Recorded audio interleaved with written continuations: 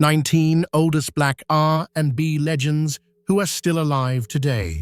What if I told you that some of the greatest voices in black music history are still alive, yet rarely spoken about, not gone, not forgotten, just overlooked while the world keeps replaying the past? These legends shaped soul, R&B, and global culture, but many people only remember them when tribute videos appear. Why does recognition so often arrive too late? Before you watch further, pause and think, who decides when a legend matters? Drop your thoughts in the comments and welcome to Legends of Black Fame, where living history refuses to be silent. Maxine Brown. Maxine Brown stands as one of the earliest architects of modern soul music, a singer whose voice helped bridge the transition from gospel-influenced rhythm and blues to emotionally rich, popular soul. Born in 1939, Brown emerged during the late 1950s, a period when black female vocalists faced intense competition, limited creative control, and rigid expectations from record labels. Her breakthrough came with All in My Mind 1960, a haunting ballad that reached the top 5 on the Billboard R&B chart and crossed over to the pop charts, a rare achievement at the time. Unlike many upbeat girl group hits of the era, the song centered on vulnerability and heartbreak, establishing Brown as a singer capable of delivering emotional realism rather than surface-level romance. Over the next decade, she followed with notable recordings such as Funny Oh No, Not My Baby and Ask Me, each reflecting a refined vocal maturity that influenced later soul performers. Despite consistent chart presence in the early 1960s, Brown never received the promotional backing afforded to some of her contemporaries. Industry historians note that her music often leaned toward introspection at a time when labels prioritized commercial optimism. As trends shifted toward Motown polish and later funk-driven soul, Brown gradually stepped away from mainstream recording, choosing stability and personal life over the volatility of touring and contracts. What distinguishes Maxine Brown is not only her early success, but her longevity as a cultural reference point. Her recordings have been sampled, reissued, and cited by collectors and scholars as examples of early soul's emotional depth. Unlike artists whose careers burned brightly and briefly, Brown's legacy has quietly endured through decades of rediscovery. Today, Maxine Brown is recognized as a living link to the formative years of R&B, a reminder that the genre's foundation was built not only on showmanship, but on sincerity. Her voice captured an era when feeling mattered more than spectacle, and that honesty continues to resonate long after the charts moved on. William Bell. William Bell occupies a rare position in American music history, not as a flamboyant star, but as a foundational builder of Southern soul's emotional language. Born in 1939, Bell became deeply associated with Stax Records, a label whose raw, church-rooted sound offered an alternative to the polished style emerging from Detroit. While many voices competed for the spotlight, Bell's influence often operated beneath the surface, shaping how soul music expressed restraint, regret, and moral reflection. His signature composition, You Don't Miss Your Water, 1961, remains one of the most recorded soul songs of all time. Its restrained delivery and reflective tone marked a departure from dramatic heartbreak narratives, introducing a subtle realism that resonated across generations. The song has since been interpreted by artists spanning blues, reggae, rock, and jazz, a testament to Bell's songwriting architecture rather than vocal theatrics. Throughout the 1960s and early 1970s, Bell balanced dual roles as a recording artist and staff writer. While contemporaries like Otis Redding dominated stage performances, Bell contributed to the internal creative engine that made Stax culturally distinct. His albums never relied on spectacle. Instead, they leaned on lyrical discipline and melodic economy qualities that later influenced singer-songwriters in and beyond R&B. As musical trends shifted toward funk disco and later hip-hop, Bell gradually reduced his public output without severing ties to music. Rather than chasing relevance, he preserved artistic integrity, appearing selectively at festivals, tributes, and educational events.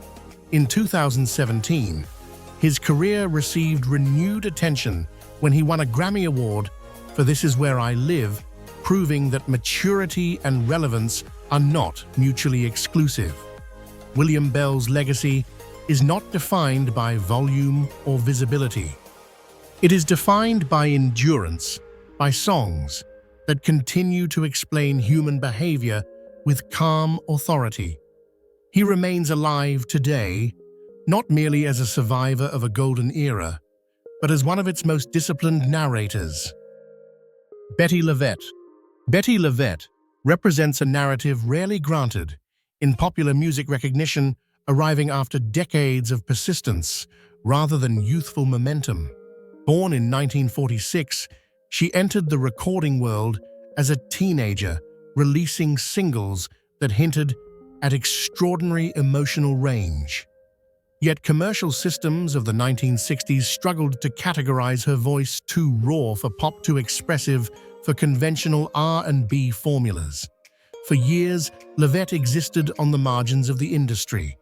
While peers found stable label support, she navigated inconsistent contracts, limited promotion, and long absences from major charts.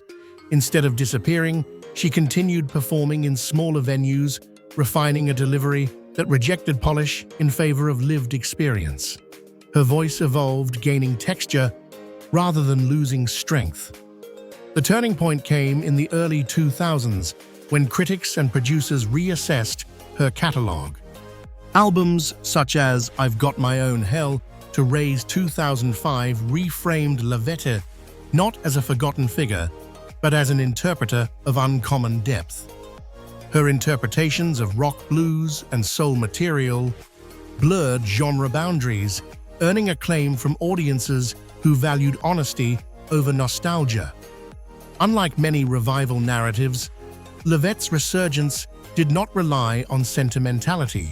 She approached later recordings with confrontation, addressing aging survival and personal cost without romantic framing. This authenticity earned her invitations to perform at major cultural institutions, including the Kennedy Center, where her presence symbolized artistic resilience rather than commercial revival. Today, Bettye LaVette continues to perform selectively, carrying herself not as a legend seeking validation, but as a working artist grounded in truth. Her career challenges the myth that relevance belongs only to the young. Instead, it argues that emotional credibility deepens with time, and that some voices arrive precisely when audiences are finally ready to listen. Candi Staton. Candi Staton is one of the rare soul singers whose career reflects not a straight ascent, but a long, winding journey shaped by personal reckoning and artistic rebirth. Born in 1940 in Alabama, she began singing in church at an early age, where gospel discipline taught her vocal control and emotional focus. That foundation would later define a career built on conviction rather than trend. Her rise in the late 1960s placed her at the crossroads of soul and early funk. Songs such as Stand By Your Man and later Young Hearts Run Free revealed a singer capable of balancing vulnerability with resolve. The latter became an international hit in 1976, reaching the top 10 in multiple countries, and turning Staton into a crossover presence during the disco era. Yet commercial success did not shield her from creative exhaustion or personal strain. By the early 1980s, Staton made a decisive turn away from mainstream pop, choosing to refocus on gospel music and personal healing. Rather than framing this shift as retreat, she described it as alignment, reclaiming control over her voice schedule and message. For nearly 2 decades, she recorded primarily within faith-based circles, maintaining a devoted audience while avoiding the volatility of the commercial spotlight. Her later return to secular soul was deliberate and measured. Collaborations with independent labels allowed her to reinterpret material with maturity, bringing lived experience into every phrase. Critics praise this phase not as nostalgia, but as refinement, a veteran artist no longer negotiating her worth. Today, Candi Staton stands as proof that longevity does not require constant visibility. Her career demonstrates that stepping away can be as powerful as pushing forward. Still alive, still respected, she represents an artist who learned that survival in music sometimes means knowing when to pause and when to sing again. Jean Knight. Jean Knight's place in soul history is secured by a single commanding statement, "Mr. Big Stuff." Released in 1971, the song became an anthem of self-respect and boundary setting, topping the R&B charts and crossing into mainstream success. But Knight's significance extends beyond that hit. It lies in how she navigated a career shaped by both opportunity and limitation. Born in Louisiana in 1943, Knight worked outside the entertainment world long before achieving recognition, holding jobs that grounded her perspective far from celebrity illusion. When success arrived, it did so suddenly, placing her in an industry that often struggled to support artists beyond a breakout moment. Despite the song's massive popularity, follow-up releases received inconsistent backing, reflecting a broader pattern affecting many performers of her era. Rather than chasing repetition, Knight approached her work pragmatically. She continued recording and performing while maintaining independence from the expectations imposed by a single signature record. This balance allowed her to avoid the burnout that plagued many contemporaries, even if it meant fewer headline moments. In later years, Knight shifted her focus toward community engagement and smaller-scale performances. She became involved in local cultural initiatives, using music as a means of connection rather than competition. Her voice, unchanged in its assertiveness, carried a different authority, one rooted in experience rather than chart placement. Jean Knight remains alive today as a symbol of autonomy. Her legacy is not confined to one song, but to what that song represented: a refusal to accept dismissal, condescension, or erasure. In an industry built on excess, Knight's strength lay in restraint and in knowing exactly who she was long after the spotlight moved on. Brenda Holloway. Brenda Holloway represents a different kind of legacy in soul music, one shaped not by constant exposure, but by deliberate withdrawal.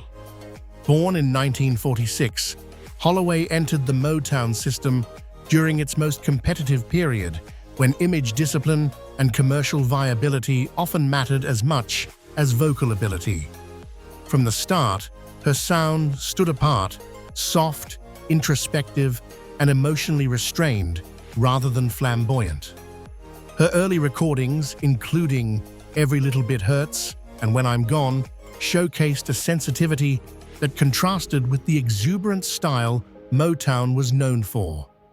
These songs earned critical respect and steady chart attention, yet Holloway never fit comfortably into the label's star-making formula. As Motown moved toward a younger, more visually driven roster in the late 1960s, artists whose appeal centered on subtlety found themselves sidelined. Rather than engaging in prolonged contractual disputes or stylistic reinvention, Holloway made a rare decision. She stepped away. In the early 1970s, she left Motown and gradually withdrew from public performance, choosing privacy over professional friction. Unlike many artists who faded involuntarily, her exit was intentional, a refusal to dilute her artistic identity for relevance. In the decades that followed, Holloway lived outside the music industry's cycle of reinvention. She occasionally reappeared in retrospectives and archival discussions, where her recordings gained renewed appreciation for their emotional clarity. Collectors and historians increasingly recognized her work as an example of Motown's quieter, less commercial side. Brenda Holloway is still alive today, remembered not for excess or reinvention, but for restraint. Her story challenges the assumption that longevity in music requires constant presence. Sometimes preservation itself becomes a form of legacy. Carla Thomas. Carla Thomas earned her place in soul history early, not through spectacle, but through elegance and emotional balance. Born in 1942 and raised in Memphis, she was immersed in music from childhood as the daughter of Rufus Thomas. That environment shaped a performer who understood timing, phrasing, and restraint long before entering the recording studio. During the 1960s, Thomas became one of Stax Records' defining female voices, releasing enduring hits such as Gee Whiz, Look at His Eyes, and B.A.B.Y. Her collaborations with Otis Redding brought a conversational warmth to soul duets, offering a contrast to the dramatic intensity typical of the era. Where others leaned into vocal power, Thomas relied on control and nuance. As musical tastes shifted in the 1970s, Thomas gradually reduced her recording output. Rather than pursuing reinvention in an increasingly male-dominated industry, she redirected her energy towards songwriting, mentorship, and family life. This transition was not abrupt or controversial. It reflected a conscious reassessment of priorities after years of sustained visibility. Though less active on commercial stages, Thomas never severed her relationship with music. She continued to appear at tribute concerts, Stax-related events, and educational programs, representing a living connection to Memphis Soul's foundational years. Her presence served as historical continuity rather than headline attraction. Carla Thomas remains alive today as a symbol of dignity within longevity. Her career demonstrates that artistic success is not diminished by stepping back. In choosing balance over permanence, she preserved both her voice and her identity, a quiet authority that continues to resonate beyond the charts. Ruby Andrews. Ruby Andrews belongs to a category of soul singers whose impact outweighs their visibility. Born in the early 1940s in Chicago, she emerged during a period when regional soul scenes thrived outside the national spotlight. Her voice, clear, steady, and emotionally direct, made her a natural fit for narrative-driven R&B rather than flamboyant performance. Her best-known recording, Casanova, Your Playing Days Are Over, became a defining statement of emotional self-awareness in the late 1960s. The song's success placed Andrews briefly on national radio, yet it did not translate into a long-term promotional push. Unlike many contemporaries who toured relentlessly, Andrews maintained a lower public profile, focusing on studio work and selective performances. Industry historians note that Andrews' career unfolded during a transitional moment in soul music, when labels increasingly prioritized image crossover appeal and aggressive branding. Her grounded, understated presence did not align easily with that shift. Rather than reshaping her sound or persona, she gradually stepped back from recording a move that reflected autonomy rather than retreat. In later decades, Andrews became a figure of rediscovery. Her recordings found new life among collectors, DJs, and archivists who valued regional soul authenticity. Compilation albums and reissues introduced her work to younger audiences, reframing her as an artist who captured everyday emotional clarity rather than spectacle. Ruby Andrews remains alive today, largely outside the public eye. Her legacy is defined by restraint, by songs that spoke plainly and ended without embellishment. In an industry built on repetition, Andrews' decision to let a small body of work speak for itself has become her lasting signature. Mable John. Mable John occupies a unique and often overlooked position in American music history. Born in 1930, she was among the first female vocalists signed to Motown, entering the label before it became a global empire. Her voice carried blues depth and gospel authority qualities that distinguished her from the youthful Polish Motown would later promote. Despite early promise, John's recording career at Motown was brief. As the label refined its sound and image, artists who did not align with its evolving aesthetic found themselves marginalized. Rather than conform, John chose independence, leaving Motown and continuing to record sporadically throughout the 1960s with other labels. Her career took a profound turn when she shifted focus from commercial music to spiritual leadership. In the 1970s, John became an ordained minister, dedicating her life to community service, advocacy, and faith-based outreach. Music remained present, but no longer as a vehicle for fame.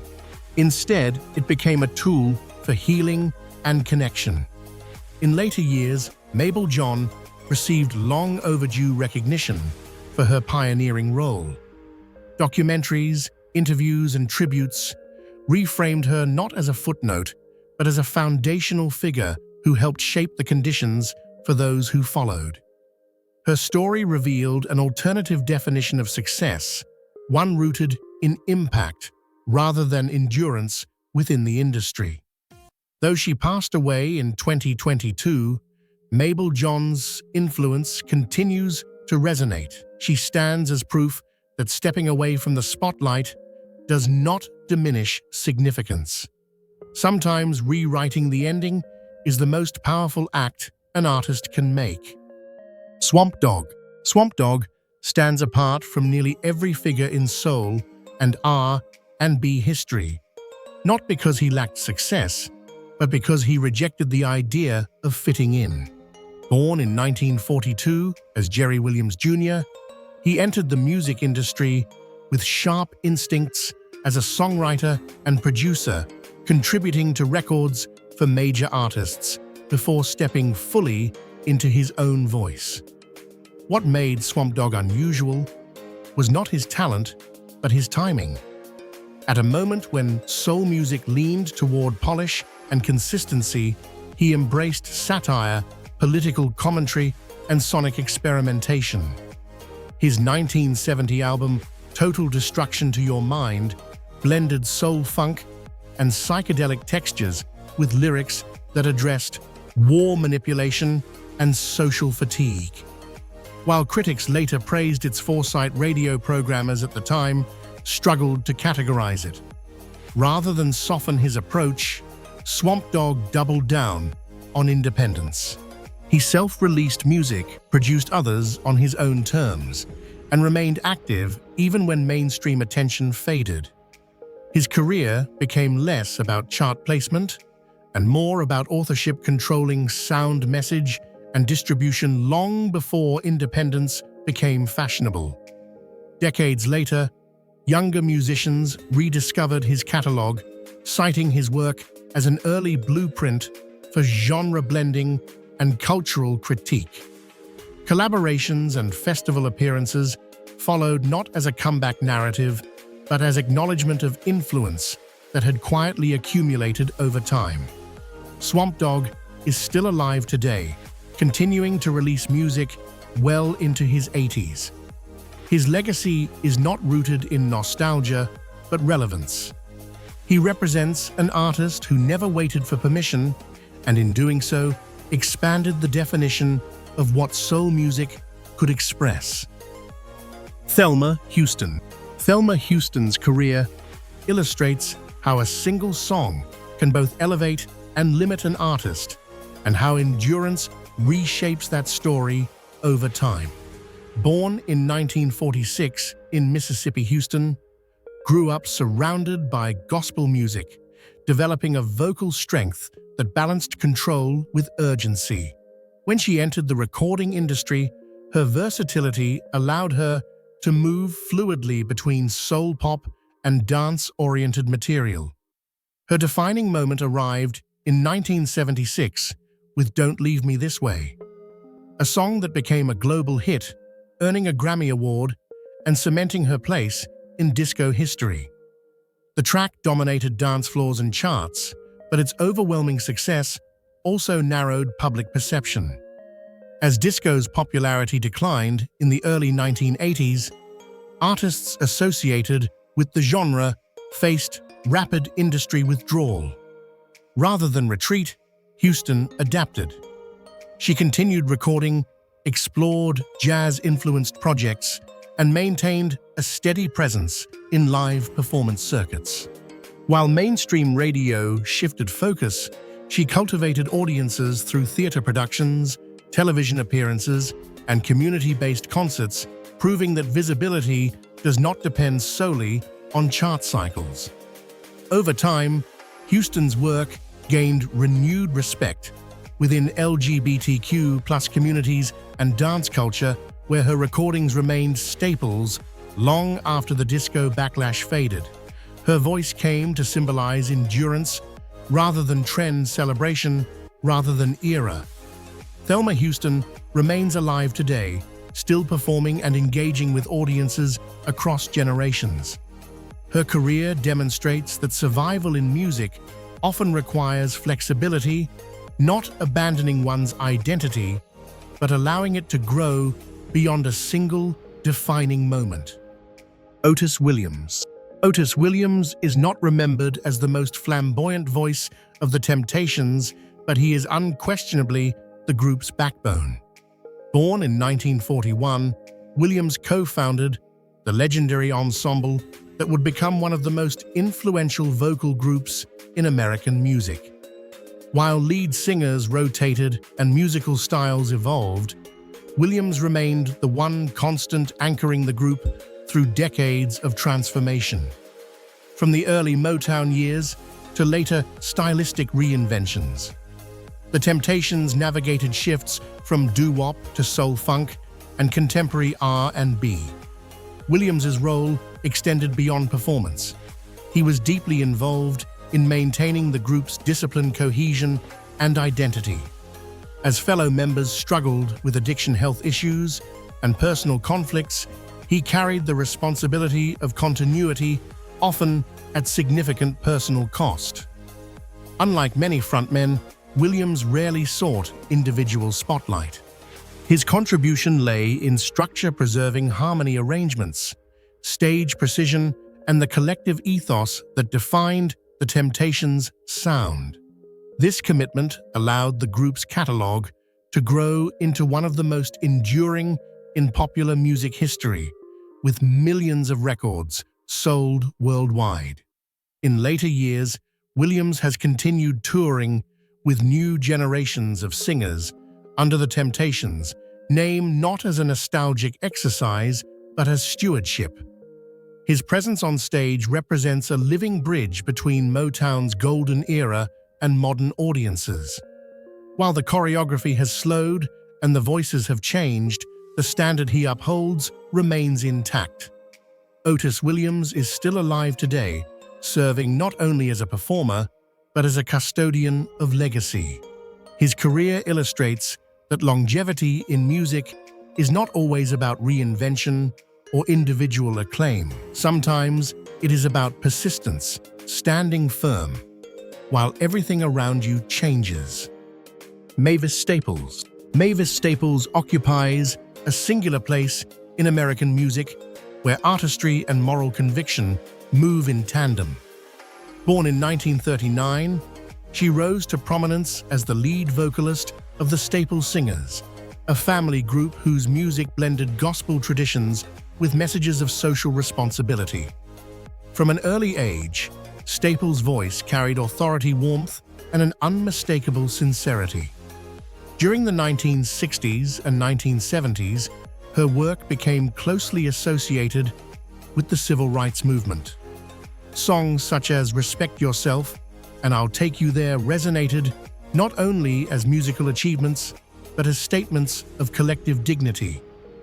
Unlike protest songs driven by anger, Staples' delivery emphasized hope and steadiness, offering reassurance during turbulent times.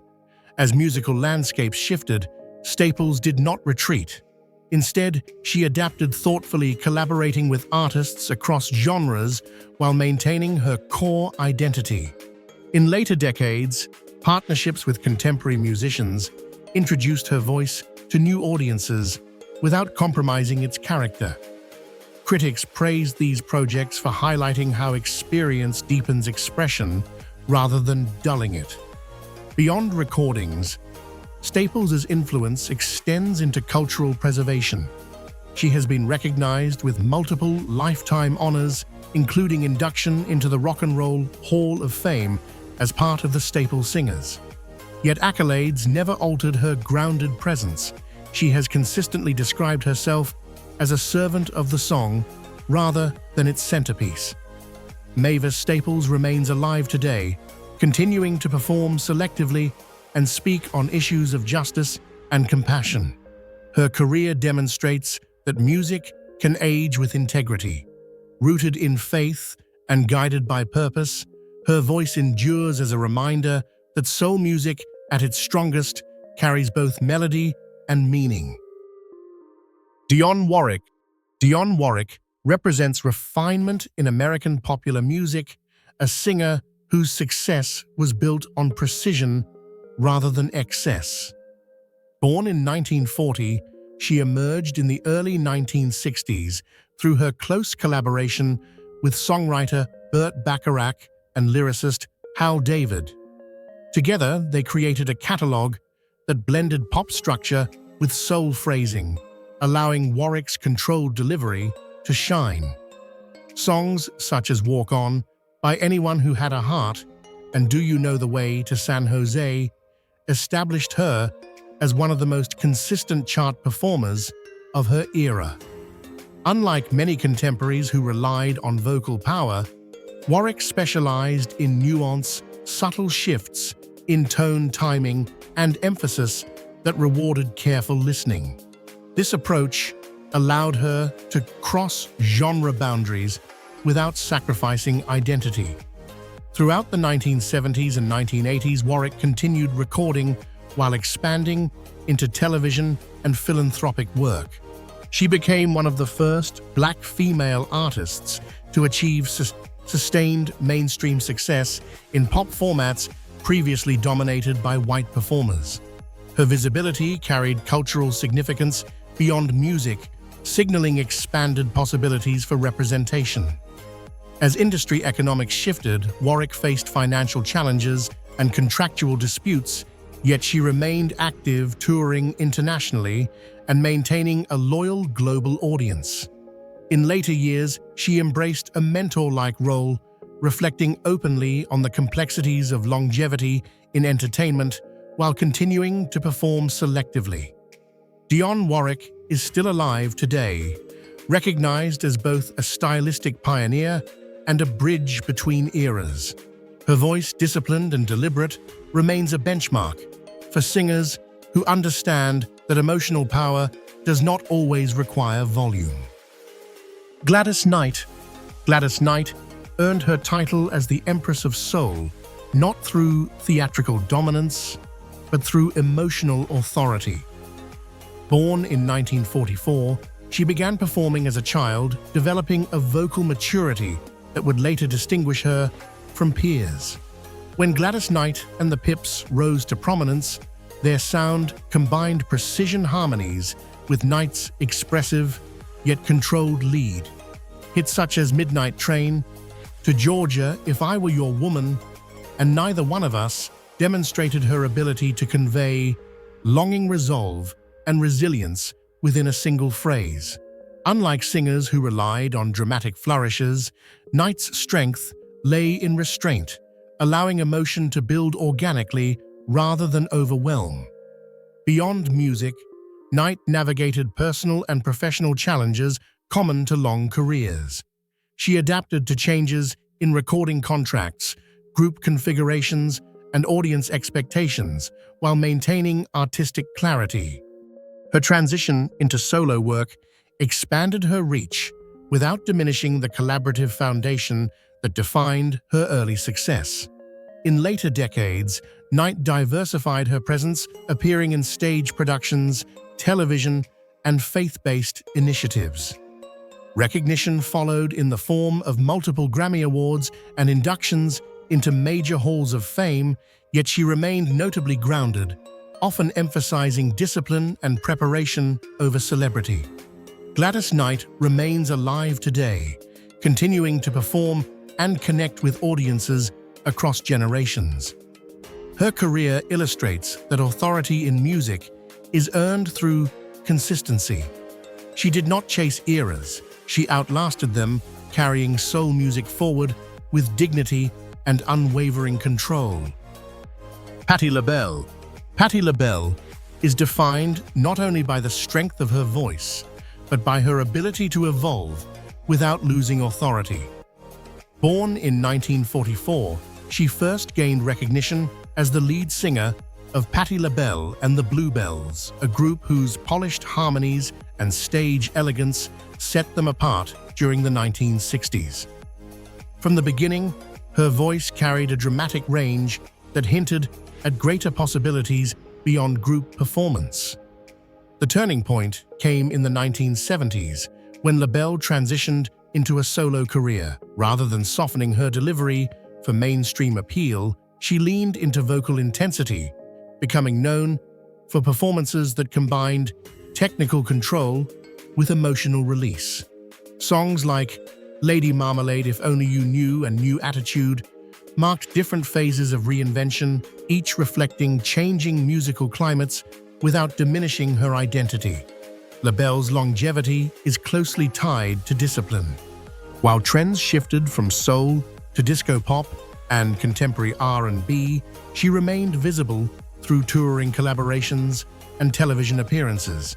Her ability to adapt while maintaining vocal credibility allowed her to reach new audiences decades after her debut. Beyond music, LaBelle expanded her public presence through acting, entrepreneurship, and philanthropy, reinforcing her image as a multi-dimensional figure rather than a nostalgia act. Multiple Grammy Awards and lifetime honors followed, recognizing not just success, but endurance. Patti LaBelle remains alive today. As a model of sustained excellence, her career demonstrates that power in music is not about excess, but about control, knowing when to push, when to refine, and when to let experience speak louder than volume. Tina Turner. Tina Turner's story stands as one of the most transformative arcs in modern music history. Born in 1939, she entered the industry during an era that offered limited protection for young performers. Her early fame arrived through relentless touring and explosive stage presence, earning her recognition as one of the most dynamic live entertainers of her time. What sets Turner apart is not merely survival, but reinvention. In the early 1980s, at an age when many artists faced decline, she re-emerged as a solo performer with Private Dancer, an album that redefined her public identity. The project produced multiple international hits and positioned her as a global rock and pop figure rather than a legacy act. Turner's later career was marked by scale. Stadium tours, international awards, and record-breaking attendance figures followed, making her one of the best-selling female artists in history. Yet behind the magnitude was meticulous preparation, a performer who treated the stage as both discipline and liberation. In her later years, Turner stepped away from public life, choosing privacy over continued visibility. She relocated to Europe, focused on personal well-being, and documented her journey through autobiographical work rather than performance. This final phase emphasized authorship, telling her own story on her own terms. Tina Turner passed away in 2023, leaving behind a legacy measured not only in sales or awards, but in transformation. She remains a symbol of self-definition, proving that an artist's most powerful act can be reclaiming control over their own narrative. Smokey Robinson. Smokey Robinson is one of the rare figures in popular music whose influence extends far beyond his own voice. Born in 1940, he emerged as both a singer and a songwriter at a time when Motown was still defining its identity. As the frontman of the Miracles, Robinson helped establish a lyrical style that blended romance, vulnerability, and storytelling with melodic sophistication. Songs such as Shop Around the Tracks of My Tears and Ooh Baby Baby demonstrated an emotional intelligence uncommon in early pop-oriented soul. Robinson's writing favored metaphor and introspection, offering listeners a sense of emotional depth without excess dramatization. This approach became a blueprint for Motown's songwriting philosophy, influencing countless artists who followed. Beyond performance, Robinson played a crucial behind-the-scenes role. As a vice president at Motown, he worked closely with emerging talent, contributing to the label's stability during its formative years. His ability to balance creativity with leadership helped transform Motown into a globally recognized institution. Robinson's career was not without personal challenges. He has spoken openly about periods of struggle, later emphasizing recovery, discipline, and routine as essential to longevity. Rather than framing hardship as tragedy, he presented it as part of growth, a perspective that reshaped his later work. Today, Smokey Robinson remains alive and active, continuing to tour, write, and engage with audiences across generations. His voice, softer with age, yet unmistakable, carries the same clarity that once defined a movement. More than a singer, Robinson stands as Motown's emotional architect, the poet who taught soul music how to speak quietly and still be heard. Stevie Wonder. Stevie Wonder represents a category of artists so expansive that genre labels struggled to contain him. Born in 1950 and blind from infancy, he signed with Motown as a child prodigy, astonishing audiences with technical mastery long before adolescence. What followed was not merely a successful career, but a redefinition of what popular music could achieve artistically and socially. During the 1970s, Wonder entered an unprecedented creative peak, releasing albums such as Talking Book Innovisions and Songs in the Key of Life. These works combined soul, funk, jazz, and electronic experimentation with themes addressing love, spirituality, inequality, and political awareness. Few artists have balanced innovation and accessibility so seamlessly. Wonder's insistence on creative control altered industry norms. He embraced emerging synthesizer technology while retaining emotional warmth, proving that progress and feeling need not conflict. His work influenced not only R&B and pop, but also rock, hip-hop, and electronic music, making his reach generational rather than era-bound. Beyond music, Wonder became an advocate for social causes, using his platform to support disability rights, humanitarian efforts, and cultural recognition, including the campaign that led to Martin Luther King Jr. Day becoming a U.S. federal holiday. Stevie Wonder remains alive today as a living symbol of possibility. His legacy is not defined by limitation, but by expansion of sound, of purpose, and of human expression. In a world that often measures vision by sight, Wonder proved that true vision is something entirely different. These legends are still here, breathing, thinking, remembering, yet how often do we truly acknowledge them beyond nostalgia playlists and tribute posts? If greatness is measured only after silence, then what does that say? Meaning for those who are still living among us. Perhaps the real question is not who we remember, but when we choose to remember them. Do artists need to fade before they matter again? Share your thoughts in the comments, challenge each other respectfully, and tell us which living legend deserves more recognition today. Subscribe and join the conversation on Legends of Black Fame, where history is still alive.